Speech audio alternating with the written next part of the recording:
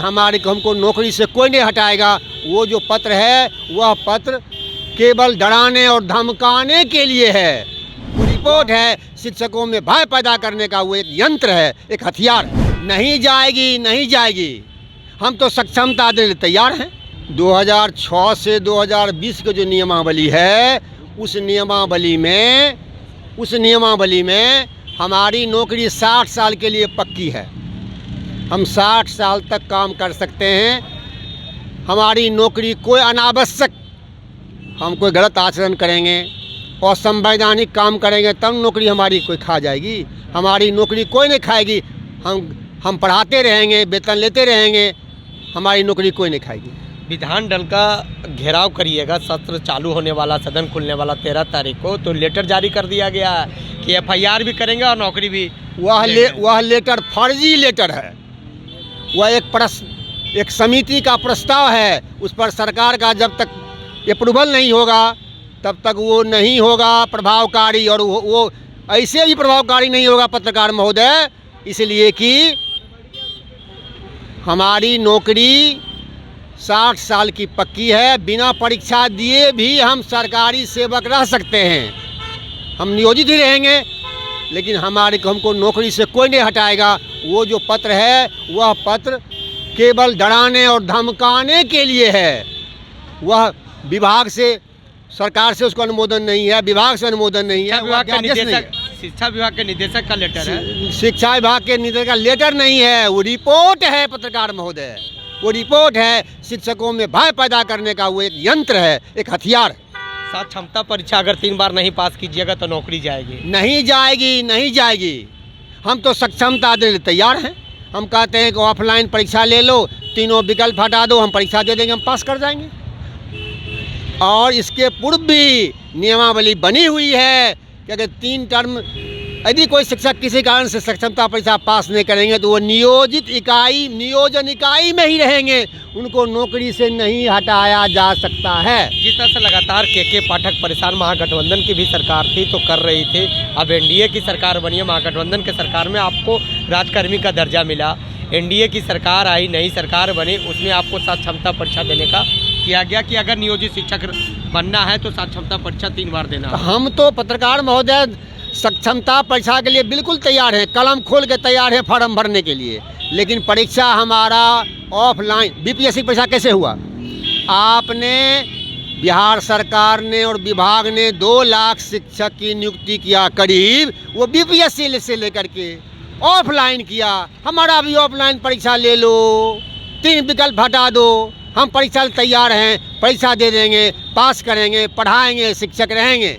और हमारी कोई गतिविधि एंटी नियम नहीं होता है, गैर संवैधानिक कोई काम हम नहीं करेंगे। जिस तरह से लगातार आपको लग रहा है कि के पाठक अपना मन की मर्जी करते हैं, सरकार का नहीं सुनते हैं, ये तो अब मामला सरकार की है और के पाठक की है। हम तो एक सामान्य शिक्षक हैं, हम इस पर क्या कहें। ये तो मामला सरकार की है कि सरकार के पूर्व में बनाए गए नियम, अधिनियम का उनके ही पदाधिकारी के द्वारा खुल्लम खुल्ला उल्लंघन किया जाता है। यह मामला सरकार की है। सरकार कुछ बोलती है, के पाठक शिक्षा विभाग के हैसियत से वो कुछ लेटर जारी करते हैं। हाँ, यही तो वाहपोह की स्थिति है, भ्रम की स्थिति है। शिक्षक को इससे मानसिक पीड़ा होती है, पठन पाठन को प्रभावित करता है यह माहौल। मतलब आंदोलन आप लोग कीजिएगा 13 तारीख? मेरी बात यदि नहीं मानी जाएगी, हम चाहते हैं कि हमको सड़क पर नहीं आना पड़े, हम विद्यालय में पढ़ावें। हमारे 4 लाख शिक्षक मनोयोग से पढ़ाते रहें विद्यालय में। लेकिन यदि हमारी बात नहीं मानी जाएगी तो फिर हम लोग मिल बैठ के निर्णय करेंगे, आंदोलन करेंगे। तब आंदोलन कीजिएगा, नौकरी जाएगी? जी नहीं, नौकरी हमारी नहीं जाएगी। FIR भी दर्ज होगा? FIR दर्ज तो हुआ था, क्या कहते हैं, बबीता चौरसिया पर। आंदोलन करना, धरना देना, संघ बनाना, संगठन बनाना, हमको संविधान का अनुच्छेद 19 ने यह अधिकार दिया है कि कोई व्यक्ति शांतिपूर्वक संघ बना सकता है, आंदोलन कर सकता है, धरना दे सकता है। हाँ, उसके किसी आंदोलन से, किसी आचरण से, किसी व्यवहार से राष्ट्रीय अहित नहीं हो, उस शिक्षक का, कर्मचारी का ऐसा कोई आचरण नहीं हो जो राष्ट्र विरोधी हो, तो वह धरना दे सकता है, प्रदर्शन कर सकता है, शांतिपूर्वक आंदोलन कर सकता है, संघ बना सकता है। इसलिए हम शांतिपूर्वक काम करेंगे। सरकार से बातचीत हुई? सरकार से हम लोग बात किए, उप मुख्यमंत्री से, शिक्षा मंत्री से हम लोग अपनी बात उन्हें यहाँ पहुँचा रहे हैं और समय का इंतजार कर रहे हैं कि हमको सड़क पर न आना पड़े, हम पढ़ाते रहें। सरकार हम क्या आश्वासन मिला सरकार से तरफ से? उन लोगों ने कहा है कि आपकी बात को हम गंभीरता से लेंगे। 12 तारीख के तक के रुकने के लिए कहा। उन्होंने कहा है कि आपकी बात गंभीरता से हम लेंगे, आपकी समस्या का हम निदान निकालेंगे। हम लोग प्रतीक्षा कर रहे हैं। 12 तारीख को आपकी बात उठेगी सदन में? उठेगी, उठना चाहिए, हमारा माकूल मामला है। शिक्षा मंत्री विजय चौधरी हैं, शिक्षा मंत्री से भी मैंने अनुनय किया है, अपनी समस्या से उनको अवगत कराया है। हमने दोनों उप मुख्यमंत्री से अपनी बातें कही है और उन्हें बताया है कि हम पढ़ाना ही चाहते हैं, हम सड़क पढ़ाना नहीं चाहते हैं। हमको सड़क पढ़ाने के लिए बाध्य नहीं किया जाए। इसलिए हम लोग मूल हमारा व्यवसाय और पेशा है पढ़ाना। हम पढ़ाने के अलावा दूसरा कोई काम नहीं करना चाहते हैं। हम आंदोलन तब करेंगे जब हमको यह हो जाएगा कि सरकार ने, विभाग ने हमारी मांग को बिल्कुल अनदेखा कर दिया, तो हम बाद में आंदोलन करेंगे।